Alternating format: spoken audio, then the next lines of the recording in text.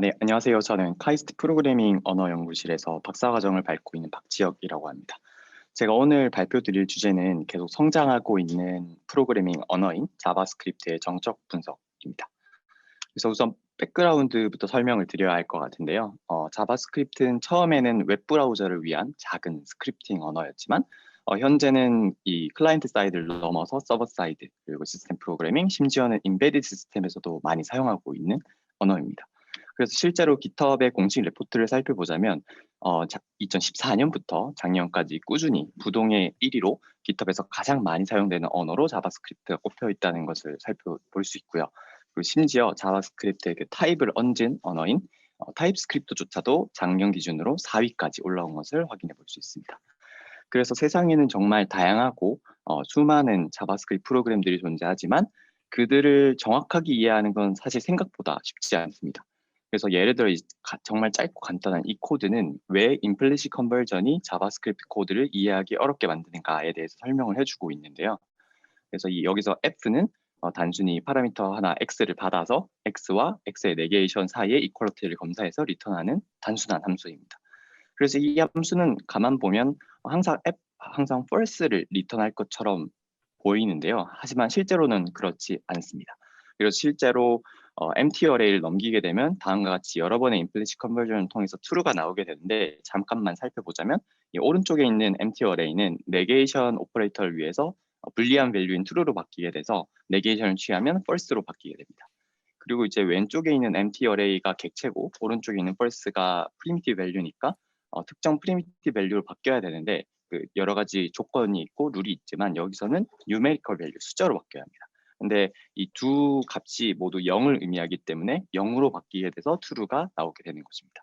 사실 이 외에도 정말 다양한 자바스크립트를 이해하기 어렵게 만드는 피처들이 존재하는데요.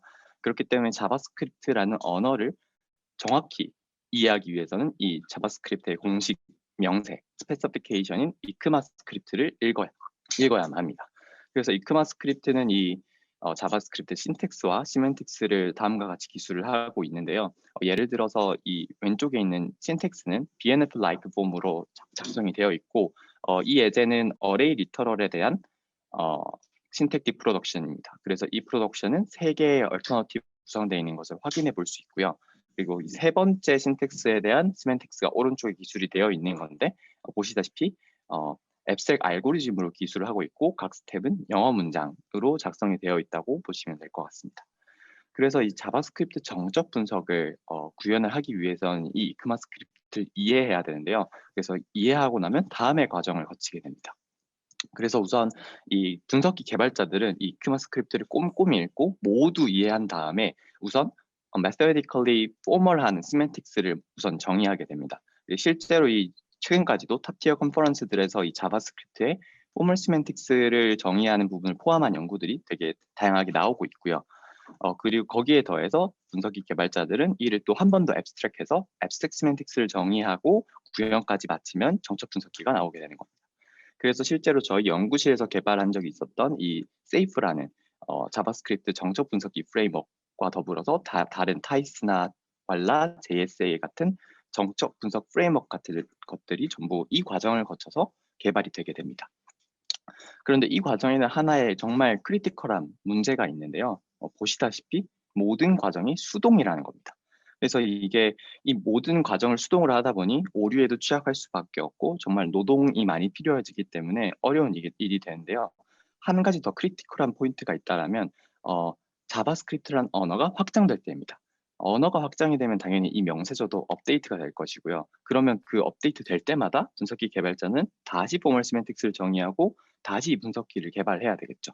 그래서 이 사이클을 계속 돌리는 게 정말 크리티컬한 문제인데 사실 2015년까지는 그렇게까지 심각한 문제는 아니었습니다. 왜냐하면 자바스크립트라는 언어가 그렇게 자주 업데이트되는 것도 아니었고 업데이트가 된다 한들 마이너한 피처들만 들어오는 경우가 대다수였기 때문이죠. 하지만 2015년을 기점으로 모든 게 바뀌게 되는데 이게 자바스크립트가 정말 다양한 분야에서 쓰이다 보니까 이제 다양한 피처를 넣어달라는 요구가 정말 많이 있었습니다. 그래서 이제 이 명세서를 이크마 스크립트를 관리하는 위원회인 이크마 테크니컬 커미티 39, 짧게 TC39이라는 곳에서 큰 결심을 하게 되는데 어떤 결심이냐면 이 언어의 개발을 오픈 소스 하겠다. 그래서 GitHub 리포지토리에 올리고 아무나 풀 리퀘스트를 날려서 이게 억셉이 되면 이제 받아들여 주겠다라는 식으로 바뀌게 되고요. 그래서 그것들을 취합해서 매년 이크마스크립트를 릴리즈하겠다라고 공식 발표를 하게 됩니다. 그래서 실제로 2015년부터 이렇게 매번 큰 피처들이 들어오면서 성장하고 있는 것을 확인해 볼 수 있고요. 그래서 2015년을 기점으로 이 연구 생태계도 바뀌게 되는데, 모든 연구 포멀 시멘틱스를 정의하거나 정적 분석기를 개발하는 게 2015년 이전 정의에 머물러 있고, 그 이후 정의에 대해서는 아무도 엄두를 못 내고 있는 상황이었습니다. 그래서 저는 이 문제를 해결하고 싶었는데, 어, 사실 뭐 다른 방법들이 많이 있겠지만 저는 단순하게 이걸 자동으로 해볼 수는 없을까라는 질문을 던지게 되었습니다. 그래서 이 이크마스크립트로부터 뭐든지 수동으로 하던 거를 최대한 자동화하면 이 노력을 확실히 줄일 수 있겠다라는 생각을 했는데요. 그래서 이 질문에 대한 대답을 하기 위해서 저는 다음과 같은 4개의 연구를 진행을 하게 되었습니다. 그래서 이 4개의 연구는 크게 3가지 단계에 속하는 연구들인데요. 일단 첫 번째 단계가 메커나이즈 스페시피케이션이라는 거를 이크마스크립트로부터 뽑아내는 연구 단계입니다. 그래서 이 메커나이즈 스페시피케이션이라는 게 무엇이냐면 기존의 매스메디컬리 포멀하게 정의가 되어 있는 포멀 시멘틱스에 더해서 executable, 즉 실행까지 가능한 명세를 의미하는 거고요. 첫 번째 연구로 저는 이 이크마스크립트로부터 메커나이즈 스페시피케이션을 뽑아내는 걸 연구했었습니다. 그리고 두 번째 단계는 그 뽑아낸 스펙을 밸리디티를 검사를 하는 연구를 2가지를 진행을 했었고요. 마지막으로 정적 분석기를 이 뽑아낸 메커나이즈드 스펙으로부터 자동으로 유도하는 연구를 진행을 했습니다. 그래서 이 각각의 연구의 모든 디테일을 설명하기에는 오늘 시간이 그렇게 많지 않기 때문에 간단하게 핵심 아이디어만 짚고 발표를 마치는 것을 목표로 해보도록 하겠습니다. 그래서 우선 첫 번째 연구인데요. 첫 번째 연구에서는 아까 설명드렸다시피 메커나이즈 스펙을 뽑아내는 연구였고, GSET이라는 도구를 만들었고 작년 ASE에 퍼블리시가 되었습니다. 그래서 GSET이라는 도구는 크게 2가지 부분으로 나뉘게 됩니다. 첫 번째 부분은 신텍스를 위해서 파서를 자동으로 생성해내는 쪽이고요. 두 번째는 시멘틱스를 위해서 아까 설명드렸던 그 영어 문장으로 구성된 앱색 알고리즘을 저희가 정의한 중간 언어인 IRES의 함수들로 자동으로 컴파일하는 과정입니다. 그래서 이 컴파일하는 과정은 이 알고리즘 컴파일러라는 모듈이 하게 되는데요. 저희가 수동으로 작성한 제너럴한 형태의 컴파일 룰을 받아서 이 컴파일을 진행을 하게 됩니다. 그래서 예시를 보여드려야 될 것 같은데요. 아까 보여드렸던 이 어레이 리터럴에 대한 신택틱 프로덕션을 GSET에게 주면 다음과 같이 파서가 자동으로 나오게 됩니다. 이 파서는 스칼라 프로그램이고요. 근데 여기서 챌린징한 문제는 아까 제가 BNF like 폼이라고 거기까지만 설명을 드렸지만 사실은 다양한 노테이션이 추가가 되어 있습니다. 예를 들어서 논 터미널이 파라메트릭 하다던가 얼터너티브들이 컨디셔널 하다던가, 그리고 심지어는 컨텍스트 센서티브한 토큰들까지 같이 들어가 있습니다. 그러니까 이 말이 무엇이냐면 기존의 컨텍스트 프리 그래마, 즉 CFG 기반의 파서 제너레이션 테크닉을 그대로 사용하기에는 문제가 많았고요. 그래서 저희는 팔싱 익스프레션 그래마라고 하는 PEG 기반의 파서 제너레이션 알고리즘을 확장을 해서 제안을 했고, 그리고 이 PEG와 CFG의 서로 차이점을 극복하기 위해서 required parsing이라는 기법도 추가적으로 제안을 하여서 이 문제를 해결하였습니다. 그리고 시멘틱스 부분에서는 이 영어 문장들을 컴파일하기 위해서 컴파일 룰을 작성했다고 했는데요. 저희는 총 118개의 컴파일 룰을 작성을 했고, 각각의 컴파일 룰은 뭐 영어 문장의 단어라던가 프레이즈라던가 어떤 특정 구조의 센텐스들이 어떤 IRES의 컴포넌트로 바뀌어야 하는가를 기술하고 있습니다. 그래서 저희는 최대한 이크마스크립트에 작성되어 있는 이 라이팅 패턴들을 그대로 담아보려고 노력을 했는데요. 사실 그렇다고 하더라도 앞으로 나올 영어 문장들도 있고, 이 모든 특이한 구조의 영어 문장을 모두 표현하는 것은 사실 불가능하기 때문에 저희는 첫 번째 실험으로 이 컴파일 룰이 얼마나 많은 영어 문장을 커버할 수 있는가를 실험해 보았습니다. 그래서 실제 그 당시 가장 최신 스펙의 4개에 대해서 실험을 돌려보았고요. 실험 결과 평균적으로 95%의 영어 문장이 자동으로 컴파일 될 수 있다는 것을 보였습니다. 이 말이 무슨 말이냐면 기존의 100% 모든 문장을 보고 읽고 이해하고 정의를 해야 됐던 거를 95%는 저희가 자동으로 해주고 남은 5%만 집중해서 수동으로 정의를 하면 되는 상황으로 바꿔준 것입니다. 근데 그럼 그 다음 질문을 할 만한 거는 이제 자동으로 뽑힌 부분이 정말 잘 정확하게 올바르게 뽑은 게 맞아?라는 질문이 있을 수 있는데요. 그래서 저희는 그 당시 가장 최근 스펙에 대해서 남은 부분들을 채워 넣고 위원회에서 공식으로 제공을 해주는 Official Conformance Test인 테스트 6기를 기반으로 실험을 돌려보았습니다. 그래서 아까 설명드렸다시피 메커나이즈드 스펙은 executable 하기 때문에 그 위에서 이 테스트들을 실행을 시켜 보았는데요. 그래서 그 아까 생성한 파서가 이 모든 자바스크립트 프로그램을 성공적으로 파싱한 것도 확인했고, 이제 실제 테스트도 다 통과하는 것을 확인할 수 있었습니다. 그래서 여기까지가 어떻게 저희가 메커나이즈 스펙을 뽑았는가에 대한 설명이었고요. 그리고 그 다음으로 진행한 게 밸리디티 체크 관련된 두 가지 연구가 있는데, 일단 이것을 왜 진행했는가 하면 생각을 해보면 이 크마스크립트는 영어 문장으로 이제 뭐 당연히 이런 전문가들이겠지만 수동으로 작성하고 하다 보니 어떠한 가이드도 받지 못해서 실수를 할 확률이 훨씬 높습니다. 뭐 오타를 낸다던가 생각했던 거랑 다르게 적는다던가 다른 사람이랑 콘플릭트가 난다던가. 근데 그거를 검사할 수 있는 방법이 없거든요. 근데 만약에 그런 틀린 부분이 명세에 있다라고 하면 당연히 그 틀린 부분이 고스란히 담겨서 저희는 뽑아내게 되고, 그럼 정적 분석기도 잘못 만들어지게 되겠죠. 그러면 여기서 해야 될 질문은 도대체 스펙이 틀렸다는 게 도대체 정의가 무엇인가? 그리고 그걸 어떻게 디텍션할 것인가에 대한 문제로 귀결되는데요. 저희는 크게 두 가지 방법으로 문제를 정의하고 디텍션하는 연구를 진행해 보았습니다. 첫 번째 연구는 이제 엔진과의 비교를 통해서 스펙의 버그를 잡아보자는 연구였고요. 이 연구는 올해 익시에 퍼블리시가 되었고 제스트란 도구를 만들었습니다. 그리고 감사하게도 디스팅귀시드 페이퍼를 어워드를 받은 연구입니다.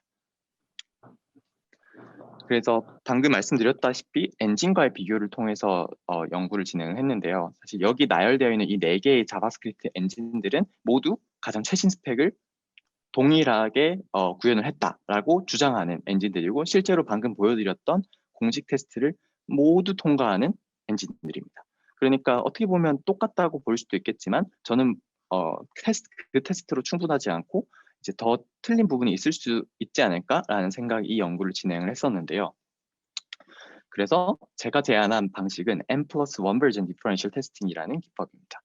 그래서 원래 기존의 디퍼런셜 테스팅이라는 기법을 아시는 분들도 있을 텐데 짧게 설명을 드리자면, 기존 디퍼런셜 테스팅은 하나의 대상에 대해서 N개의 서로 다른 구현체가 있을 때 똑같은 인풋을 넣었는데도 불구하고 소수가 다른 아웃풋을 내뱉는다면 그 소수가 틀릴 확률이 매우 높다라는 방식으로 디버깅을 하는 방식입니다.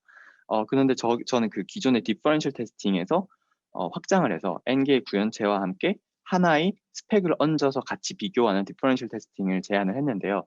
이 디퍼런셜 테스팅, N+1 버전 디퍼런셜 테스팅의 핵심은 주어진 스펙으로부터 그 스펙의 의미를 고스란히 담아내는 테스트를 자동으로 합성을 해낼 수 있어야 합니다.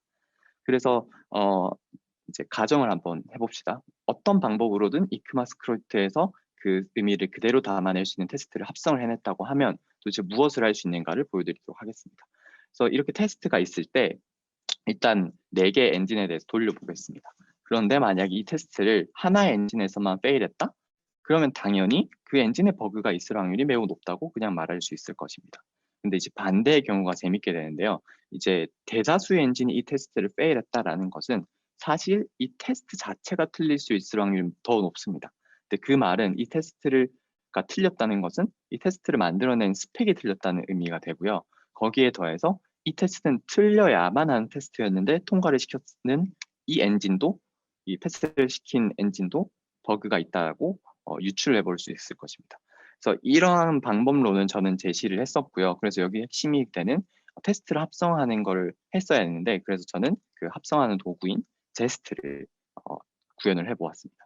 그래서 제스트는 3개의 모듈로 구성이 되어 있는데요.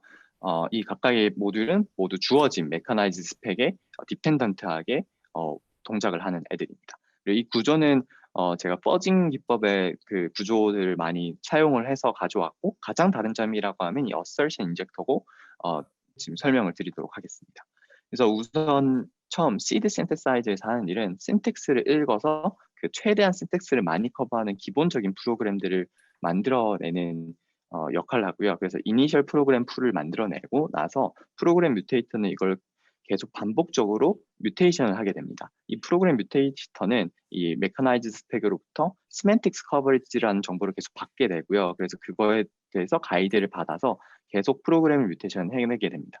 그래서 이제 프로그램이 이렇게 계속 뮤테이션을 통해서 확장이 되다 보면 시멘틱스 커버리지도 계속 높아지겠죠. 근데 어느 순간 이제 컨버지했다라고 결정이 되어지면 그만하고 그 다음 단계인 어설션 인젝터로 넘어가게 됩니다. 그래서 여기가 핵심인데 어떤 어설션을 넣었냐면 저희가 아까 말씀드렸다시피 메커나이즈 스펙이 executable 하기 때문에 그 위에서 이 프로그램들을 모두 실행을 시키고 나서 마지막 스테이트들의 마지막 스테이트를 가져옵니다. 그리고 그 마지막 스테이트를 그대로 표현할 수 있는 어설션들을 자바스크립트 코드 형태로 생성을 해내요. 그래서 그 자바스크립트 코드로 생성된 어설션들을 그 프로그램 뒤에 붙이는 형태로 테스트를 생성을 하게 되었습니다. 그래서 이렇게 메커나이즈 스펙을 고스란히 표현하는 컨포먼스 테스트를 만들게 되었고요. 그래서 이 생성된 컨포먼스 테스트를 가지고 아까 말씀드렸던 N+1 버전 디퍼런셜 테스팅을 진행을 해보았습니다. 그리고 실제로 저희는 4개의 엔진에서 44개의 엔진 버그를 잡아내게 되었고요. 그 당시 가장 최신 스펙인 ES7에서도 27개의 스펙 버그를 잡을 수 있었습니다. 여기서 재미난 점은 아까 말씀드렸다시피 이 4개의 엔진이 모두 공식 테스트를 통과했는데도 불구하고 엔진과의 다른 점이 있었다는 점입니다. 그래서 이 부분이 정말 재밌었던 포인트라고 생각을 합니다. 그래서 그 다음은 이제 다른 방법으로 이제 스펙의 밸리디티 체크를 하는 방식인데요. 여기서는 엔진의 도움 없이 스펙 위에서 타입 분석을 통해서 버그를 잡을 수도 있지 않을까라고 생각해서 진행한 연구입니다. 이 연구는 올해 ASE에 퍼블리시가 되었고요. 제이스타라는 도구를 만든 연구입니다. 그래서 짧게만 설명을 드리자면 이 앱색 알고리즘은 math.round라고 하는 빌트인 라이브러리의 시멘틱스를 기술하고 있습니다. 네, 이렇게만 봐서는 어디가 문제가 있는지 그렇게 빠르게 눈에 보이지는 않을 수도 있는데요. 타입 분석 그 문제가 드러나게 됩니다. 그래서 X는 이게 빌트인 라이브러리다 보니까 임의의 자바스크립트 밸류가 올 수 있어서 스트링이나 불리언, 넘버, 오브젝트 같은 게 다 올 수 있고요. 그런데 투 넘버를 거치게 되면 넘버로 항상 결과가 나오게 돼서 N은 넘버 타입만 가지게 됩니다. 그런데 이제 세 번째랑 네 번째 줄에서 X와 숫자들 사이에 이너퀄러티 검사를 하는데 이 스펙 내에서 이너퀄러티는 무조건 숫자 사이에서 해야만 합니다. 그런데 지금 여기서 이제 넘버가 아닐 수도 있는 변수와 이제 검사를 하고 있기 때문에 당연히 스펙 버그라고 할 수 있고요. 실제 이거는 스펙 버그였고 이 버그는 이제 X가 아닌 N으로 적었어야 했는데 실수로 X로 적는다 바람에 나온 버그였습니다. 그래서 타입 분석을 하면 이렇게 찾기 어려운 버그들도 빠르게 자동으로 찾을 수 있지 않을까라는 생각을 하게 되었고 저희는 메커나이즈 스펙 위에서 타입 분석을 하는 제이스타를 구현을 했습니다. 그래서 이 제이스타라는 도구는 다음과 같이 구성이 돼서 메커나이즈 스펙을 인풋으로 받아서 타입 분석을 해주는데요. 그래서 우선 이니셜 앱색 스테이트를 메커나이즈 스펙으로부터 구성한 후에 IRES, 저희가 정의한 중간 언어인 IRES의 앱색 트랜스퍼 펑션을 픽스 포인트를 계속 돌려서 이제 타입 분석을 진행하게 됩니다. 그래서 이렇게 나온 타입 분석 결과를 토대로 서로 다른 4개의 타입 릴레이티드 버그 체커를 만들어서 스펙 버그를 실제로 찾아보았고요. 저희는 현재 가장 최신 스펙인 ES12에서 14개의 버그를 찾아낼 수 있었습니다. 그래서 여기까지가 제가 어떻게 메커나이즈 스펙을 뽑고 그것을 밸리디티 검사하는가에 대한 내용이었는데요. 이제 대망의 이제 뽑은 메커나이즈 스펙으로부터 정책 분석기를 유도하는 연구를 설명드리도록 하겠습니다. 이 연구는 내년 익시에 서브미션이 된 상태고요. 그리고 지금 리뷰를 기다리고 있는 상태입니다. 그래서 저희는 이 연구를 위해서 제이세이버라는 도구를 만들었는데 이 도구의 핵심은 메탈 레벨 스태틱 어널리시스라는 기법입니다. 저희가 제안한 기법인데 이 기존 스태틱 어널리시스랑은 다르게 저희는 2개의 랭귀지가 필요합니다. 메탈 레벨 스태틱 어널리시스에서는. 그래서 첫 번째로 타겟 랭귀지가 필요하고요. 그리고 그 타겟 랭귀지의 시멘틱스를 기술하는 스페시피케이션 랭귀지가 필요합니다. 그래서 이 경우에는 당연히 타겟 랭귀지가 자바스크립트고 그 스페시피케이션 랭귀지가 저희의 중간 언어인 IRES가 되겠죠. 그래서 이 예시에서 자바스크립트, 이 짧은 자바스크립트 코드는 파싱을 하면 오른쪽과 같은 AST가 나오고 이제 그 시멘틱스를 아래에 컴파일된 후인 IRES 펑션에서 기술을 하고 있는데요.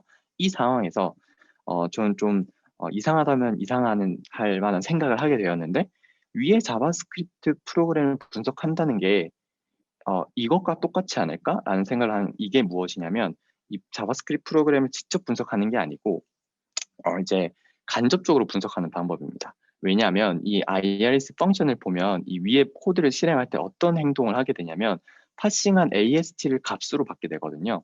그러니까 이게 무슨 말이냐면 IRES에서는 자바스크립트 코드의 AST가 값으로 돌아다니게 됩니다. 그래서 이게 그래서 이것을 분석한다라고 하면 어떤 의미를 가지냐면 위에 프로그램을 직접적으로 분석하는 게 아니고 아래의 함수를 분석을 할 건데 주어진 파라미터들의 아규먼트를 위에 보이는 AST 값으로 제한을 하고 리스트릭션을 주고 난 다음에 분석을 하면 곧 위에 프로그램을 분석하는 것과 동일하지 않을까. 그래서 이렇게 간접적으로 스페시피케이션 랭귀지에 대한 분석을 하는 것으로 타겟 랭귀지에 대한 분석을 할 수 있는 기법을 제안을 했었고요. 그래서 실제로 저희는 이 방법을 통해서 타겟 랭귀지를 직접 분석하지 않고 스페시피케이션 랭귀지를 분석하는 방법으로 간접적으로 분석하는 것을 성공을 했었습니다. 그리고 이제 또 재미난 포인트가 분석을 하시는 분들은 알겠지만 어널리시스 센시티비티를 통해서 이렇게 프리시전이나 퍼포먼스를 조절을 많이들 하시는데 이제 타겟 랭귀지의 이런 센시티비티들을 스페시피케이션 랭귀지에 대한 분석에서 조절을 할 수 있어야 되는데요. 그래서 저희는 AST 센시티비티라는 새로운 센시티비티를 제안해서 스페시피케이션 랭귀지에서 AST 센시티비티의 베리언트들을 조절하는 방식으로 타겟 랭귀지의 이런 센시티비티를 자유롭게 조절하는 방법도 제안을 했습니다. 거기에 더해서 앱스트랙트 도메인도 갈아 끼울 수 있는 것을 보였고요. 그래서 이거를 실제로 저희는 JSaver라는 도구를 만들어서 구현해 보았고 아까 JStar랑 거의 비슷한 구조인데 이제 추가적으로 자바스크립트 프로그램을 받게 됩니다. 그래서 자바스크립트가 프로그램이 들어오면 생성된 파서를 통해서 AST가 나오게 되고요. 이제 이니셜 앱스트랙트 스테이트를 구성할 때 IRES 펑션뿐만 아니고 주어진 AST도 함께 구성을 하게 되고요. 그리고 이 앱스트랙트 트랜스퍼 펑션은 당연하게도 자바스크립트에 대한 게 아니고 아까 봤던 것처럼 IRES에 대한 앱스트랙트 트랜스퍼 펑션으로 구성이 되고 픽스 포인트 계산을 통해서 분석 결과가 나오게 됩니다. 근데 여기서는 이제 타입뿐만 아니고 다양한 앱스트랙트 도메인을 갈아 끼우면서 할 수 있는 제너럴한 프레임워크 형태로 구성이 되어 있다는 게 다른 점입니다. 그렇다면 이제 이게 도대체 정적 분석기를 유도한다는 게 이거랑 무슨 상관이 있느냐라고 생각하실 수도 있는데요. 이걸 이렇게 생각해 볼 수 있습니다. JSaver라는 도구는 메커나이즈 스택이랑 자바스크립트 프로그램을 받아서 분석을 해주는 앤데 이것을 특정 버전의 메커나이즈 스펙을 다음과 같이 고정을 하고 자바스크립트 프로그램을 바꿔가면서 분석을 하면 이 블락이 쳐져 있는 부분이 어떻게 보면 그 버전에 대한 정적 분석이라고 할 수 있겠죠. 그러니까 저희는 이 과정을 유도라고 디라이브 한다고 표현을 했고요. 저희는 실제로 가장 최신 스펙인 ES12에 대해서 디라이브 하는 것을 성공했고 지금까지 아무도 너무 방대하고 어려워서 포멀 시멘틱스는커녕 정적 분석기는커녕 포멀 시멘틱스도 못 다뤘던 것을 이제 자동으로 정적 분석기를 만드는데 성공을 했습니다.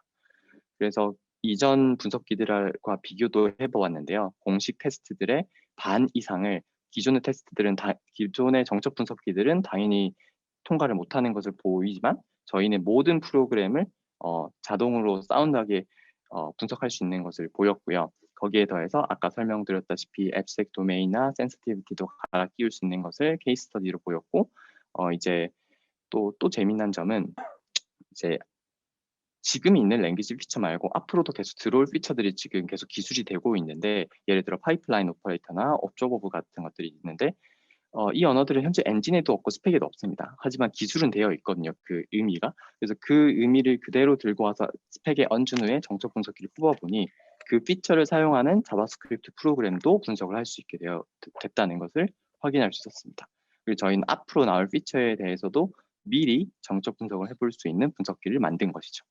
그래서 이렇게 저희가 기본적인 궁금증으로부터 진행하게 된 4가지 연구에 대해서 짧게나마 설명을 드렸고요.